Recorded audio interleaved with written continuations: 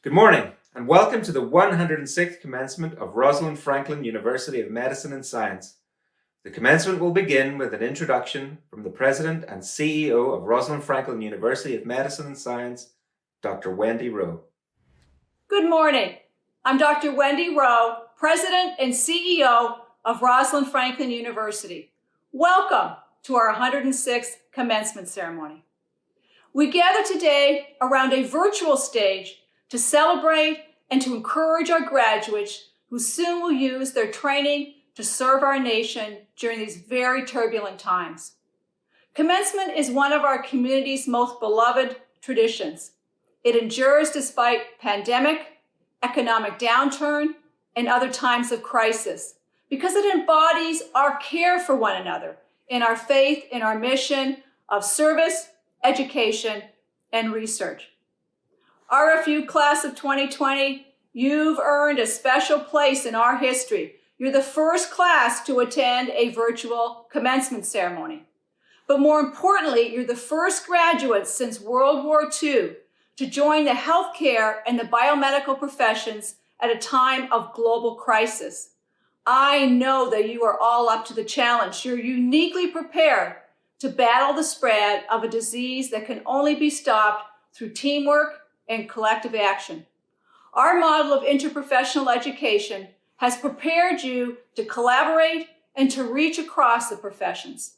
Working together, we can transform the challenge posed by an unforgiving virus into a new culture of wellness. We can help build a better system of healthcare and public health. We can break down disparities in access to care. Health, wellness, and prevention should be the rule among all communities, and disease the exception. As you enter your professions that are on the cusp of great change, have faith in your training and find strength in each other. I speak for our entire university when I say I'm so very proud of each and every one of you. Warmest congratulations. And now please welcome Dr. Nancy Parsley, our Provost and Vice President for Academic Affairs. Good morning. It is my great pleasure to welcome you, your family and friends, as well as the entire RFU community to this year's commencement. We all wish you success and fulfillment as you begin your professional lives in extraordinary times. Our nation needs your skills, caring, dedication, and commitment now more than ever before. Rosalind Franklin University, like institutions across the country, has had to make bold decisions over the last several months as the scope of the coronavirus pandemic has grown. You and your fellow students have been at the heart of those decisions, which are driven first and foremost by our desire to prioritize your health and safety and that of our university community and region.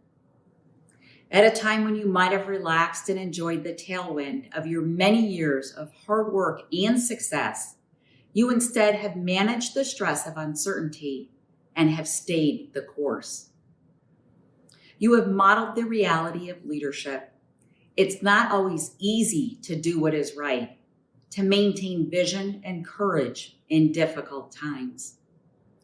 The relationships you forged as students at Rosalind Franklin University will sustain you throughout your personal and professional lives. Your care and concern for one another and for those most at risk will continue to inspire us as we work together to meet every challenge to health and well-being. Always remember that Rosalind Franklin University and its network of more than 20,000 alumni stand behind you. We believe in you. Again, congratulations on all that you have accomplished. I now have the pleasure of introducing our selected 2020 graduate speaker. Rosalind Franklin University is proud to continue a tradition that incorporates an address by a current graduate. Please welcome Ria Bhaskar, a graduating student from Chicago Medical School. Hello to my fellow graduates, our families and friends, the the Rosalind Franklin University community, and everyone who is watching this virtual commencement ceremony. Before I launch into my monologue, let me take this moment to reiterate how proud and honored I am to address you all today. To the class of 2020, although we are all sitting in front of screens instead of together in an arena, we should not let that diminish the joy and excitement of this day, of our graduation day. Giving this address is particularly important for me because I have my family here and watching it all across America, and I am so grateful to have them supporting me, so they can inevitably give me tips on improvement later. I remember telling my dad that I had been chosen as a finalist to be the speaker for commencement many months ago. His words of encouragement to me were, "Well, it better be something fantastic." But no pressure, right, Dad? And so I thought about what I would want to hear on this day. I thought first about the overwhelming emotion I was feeling just thinking about commencement. And now that this day has arrived, I'm even more overwhelmed than I had imagined. The culmination of many years of prerequisites, countless hours of studies, and millions of tears is finally coming to a close. And what a closing act this has been, these last 3 months or so. We knew what was supposed to happen, or so we thought. Match day, job interviews, packing up and moving on to new adventures, weddings, graduation parties, and family reunions. And then coronavirus happened, and everything changed. I remember the heartbreak and tears I shed when I found out match day and commencement ceremonies were canceled. I was so upset at first, but out of that came the creativity to find innovative ways to celebrate. We had our first ever virtual match day. We had birthday parties over Zoom and meetings over Google Hangouts. And here we are today, scattered across the country, but together in this moment to celebrate this incredible milestone. It's important to remember that in these uncertain and ever-changing times, we have all come a long way to get to where we are now, even if it looks very different from what we imagined when we first set foot on campus. In fact, I remember my orientation here at RFU. I had just finished my white coat ceremony and had a lovely dinner with my family, when suddenly I found myself sobbing. Not like pretty tears, like Anne Hathaway. We're talking ugly crying. I was so distraught because I had met my peers and I was so sure that the school had made a mistake. Fast forward to now. Addressing you all today makes me wish I could go back and tell that scared girl that it was all going to be okay and that no one had made a mistake. The wonderful faculty at this institution bet on all of us, and today we get to see our hard work come to fruition. We couldn't have done it without them, or without the support of our wonderful families and friends. I'd like to close out my remarks by sharing some advice that has helped me tremendously over the years. When I was about 8 years old, my family moved from India to the United States. It was during this time that a cartoon movie about a little fish changed my life. My cousins and I went to a drive-in movie theater, a fascinating experience for a little girl coming from a place where these didn't exist. And we watched Finding Nemo. We watched the movie with our popcorn and our sodas, and as we were driving home that night, I found myself thinking about the one line that stuck with me more than most. Just keep swimming. What a simple concept. Through the good times and the bad, all you have to do is keep going. This sentiment from a fish named Dory has been my inner mantra for years, and right now, it feels particularly important. We are about to face healthcare during a pandemic, and though we may bring with us our fears, we also bring with us the courage to step up and do something. We have the power to affect so many lives, and I am proud of you all for the paths that you've chosen. As we are about to face the raging rapids of employment within the healthcare field, we have to keep swimming, keep moving, keep going. But we must also remember to make time for self-reflection and self-care, to be mindful of our own mental states and of those around us. The best part about healthcare is that it is a community. We don't have to do our work alone. we must also remain vigilant about our own mental and physical health, and that of our colleagues. We're about to join a segment of the workforce that carries an increased risk of employee burnout, a condition that puts careers and even lives at risk. Burnout has become a systemic problem for healthcare workers, and it is one that we must face head-on. We need the healthcare system to work with us to change this trend. This is a battle we must face because we need to be able to take care of ourselves and one another in order to be useful to our patients. We have worked our entire lifetimes for this moment, and I am in awe of each and every one of you. I am proud and excited to call you my colleagues and to collaborate with you to provide the best healthcare possible for our patients. Congratulations, class of 2020. I can't wait to see where you all swim off to next. Thank you so much, Reha, for your presentation. It is now my privilege, on behalf of Rosalind Franklin University, to confer upon Michael Bly, PhD, RN, an honorary degree in recognition of his distinguished career in academic and health system leadership. He's internationally recognized for his expertise in nursing, health system, health policy, and for his own research and scholarship. By virtue of the authority vested in me by the Board of Trustees and by the state of Illinois, I confer upon you the degree of Doctor of Humane Letters with all the rights and privileges pertaining thereto. Warmest congratulations, Dr. Bly.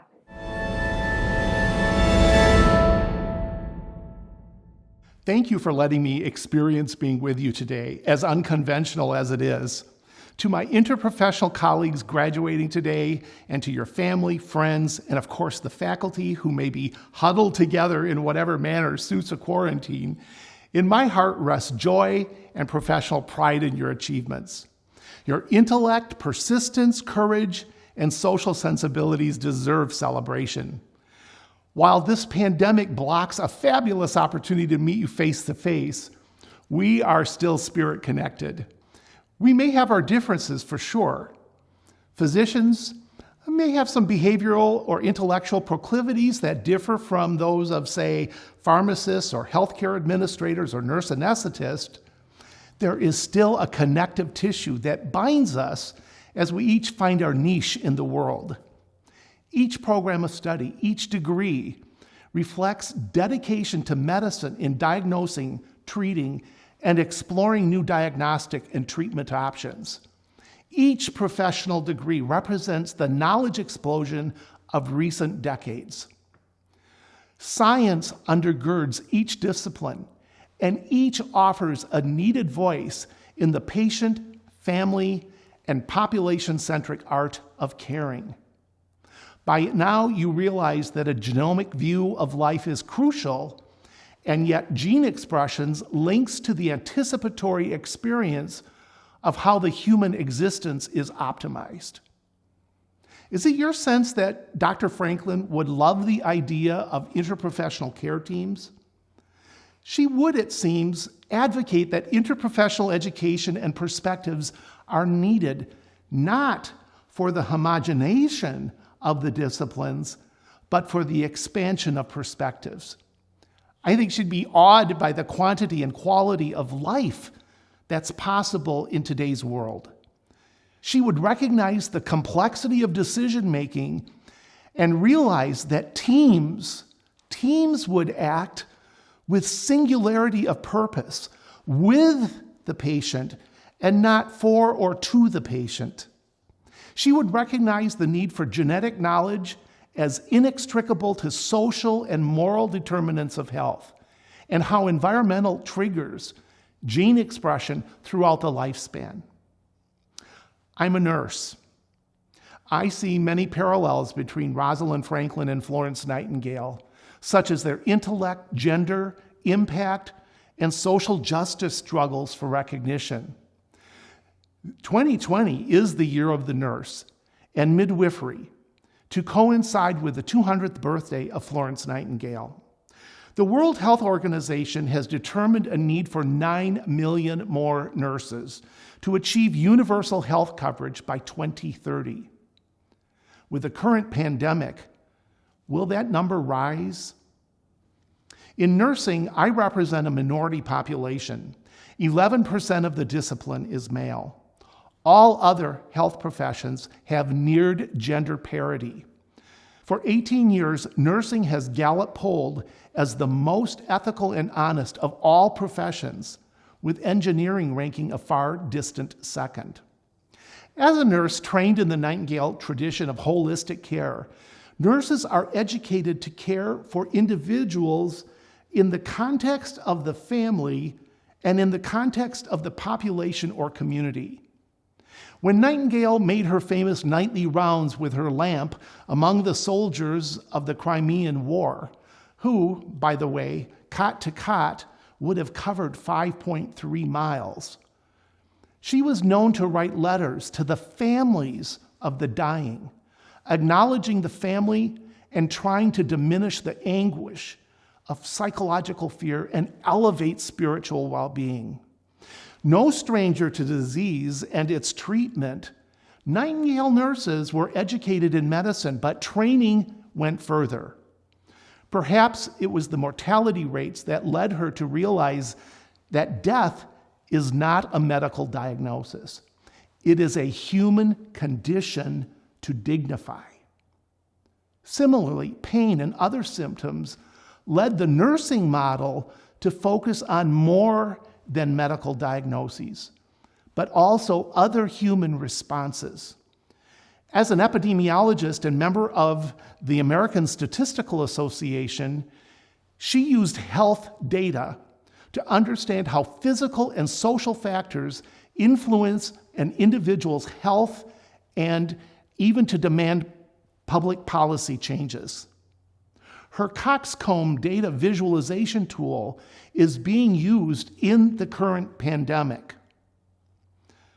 I firmly believe that every discipline in the fields that comprise medicine has providers who are caring and holistic by their individual nature. But I also know that nursing as a discipline has formally trained and advanced its science through knowledge linked to medical diagnosis, human responses, and symptom management. Excellent nursing programs examine and create experiences in health promotion, disease prevention, and family and community strategies to move those ravaged by disease back into quality of life and daily living. In recent years, debate about advanced nursing roles, including the role of the nurse practitioners and others, like nurse anesthesia, have ensued. These roles have been developed through a nursing lens. They encompass medical knowledge, but also contextual knowledge that considers the family and the community.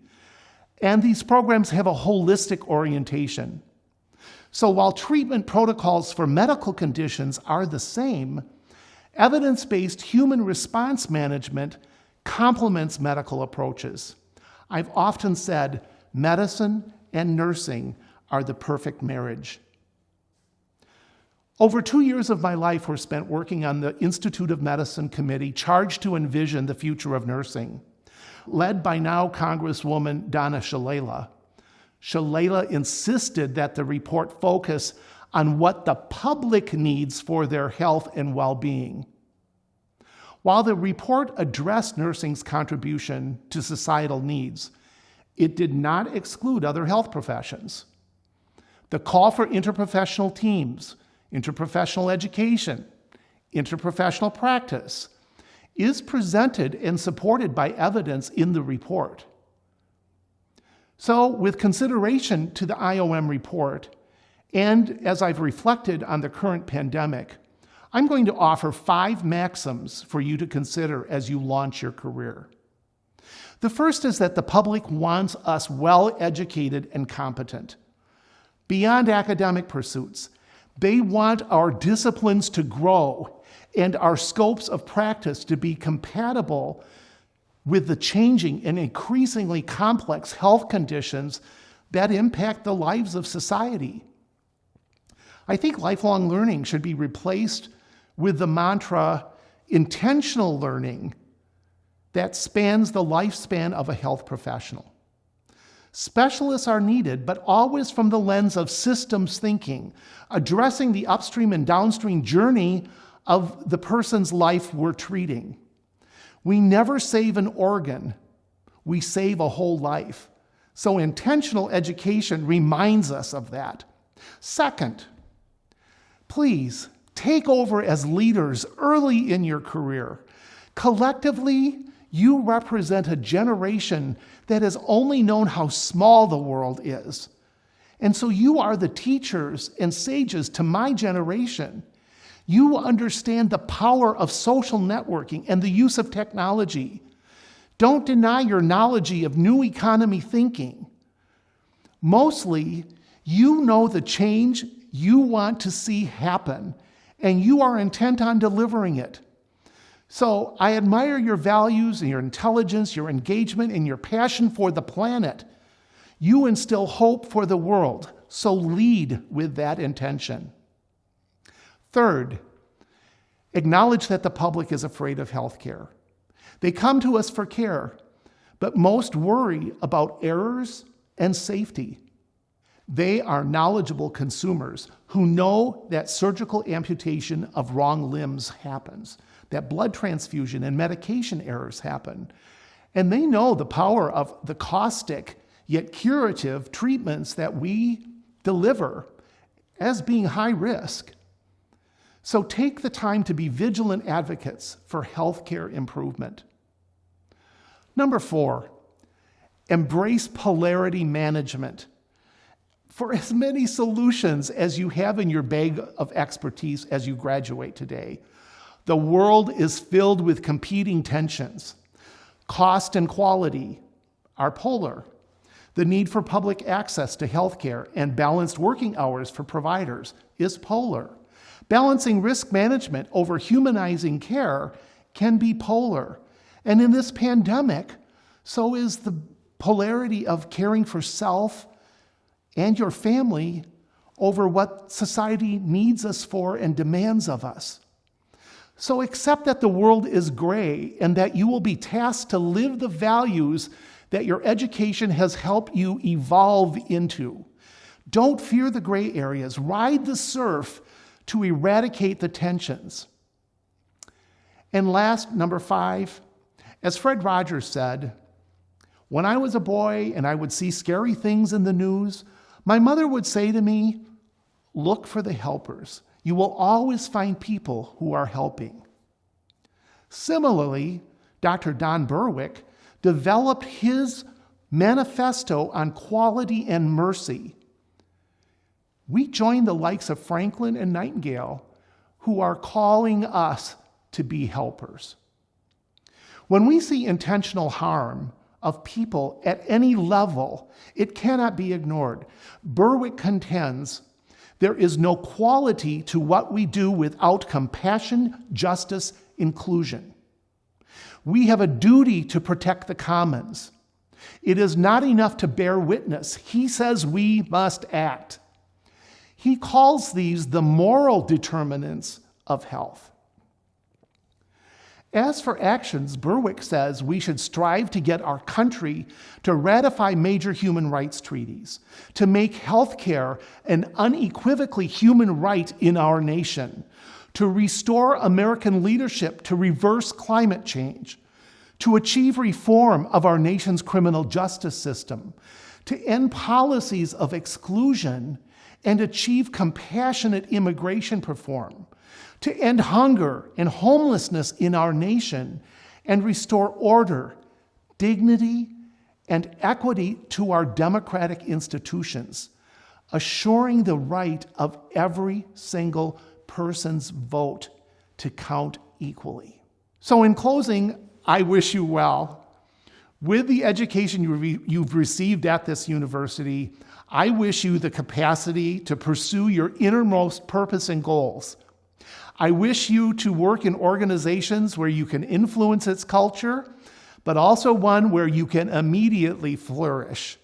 I wish you the opportunity to achieve a full scope of practice, commensurate with your knowledge, skills, and abilities. Otherwise, the human capital that you possess is being wasted. I wish you the ability to reinvent yourself within healthcare over our continuum of healthcare opportunities that exist today and will continue to grow. Mostly, I wish you a life of love and support, including those who celebrate with you this very day. And, quoting author Greg Boyle, I wish you, as Boyle says, a compassion that can stand in awe at what the poor have to carry, rather than stand in judgment at how they carry it. Be well, be safe, and thank you. Thank you, Dr. Bly, for your interesting and motivating address. You are an inspiration to all of us. It is now my great honor and pleasure to begin the conferral of degrees for our graduates. With the approval of the Board of Trustees of Rosalind Franklin University of Medicine and Science, and pursuant to the authority granted by the state of Illinois, I authorize the conferral of appropriate academic degrees upon the graduating class of 2020 in the College of Health Professions, the School of Graduate and Postdoctoral Studies, the Dr. William M. Scholl College of Podiatric Medicine, the Chicago Medical School, and the College of Pharmacy.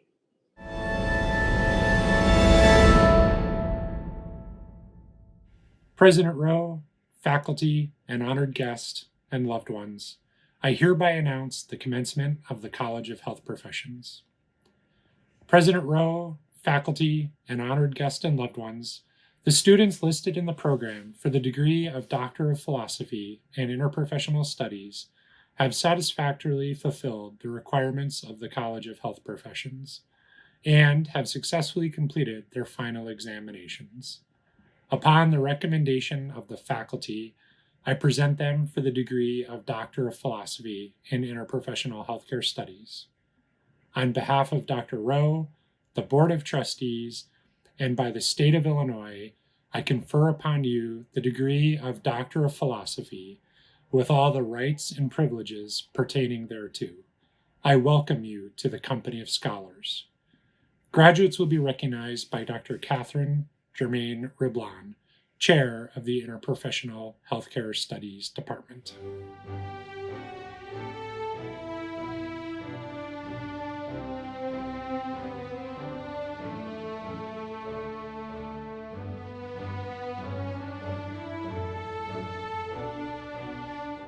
Dr. Kayla B. Dixon, Dr. Kristen Arneson Marr, Dr. Julie L. Schwertfeger, Dr. Derek Talbot. President Rowe, faculty, and honored guests and loved ones, the students listed in the program for the degree of Master of Science have satisfactorily fulfilled the requirements of the College of Health Professions and have successfully completed their final examinations. Upon the recommendation of the graduate faculty, I present them for the degree of Master of Science with the major as indicated in the program. On behalf of Dr. Rowe, the Board of Trustees, and by the state of Illinois, I confer upon you the degree of Master of Science with all the rights and privileges pertaining thereto. Graduates will be recognized by degree area.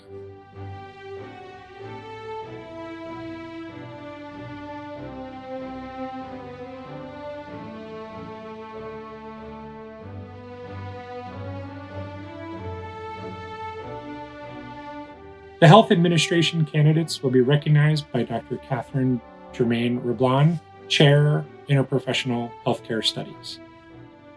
Adele Abuzir, Irving L. Collier Jr., Anthony Guglielmi, Vanessa Renee Knox Harris, Haley Catherine Kosakchevsky, Caitlin Suzanne Konowitz, Simon Parviz Lalozarian, Olivia Mariah Livingston, recipient of the Health Administration Outstanding Student Award. Ava Mashouf. Catherine Elise Kent McCutcheon. Stephanie M. Mendoza. Lauren Mohan. Caitlin Evangeline Nesberg.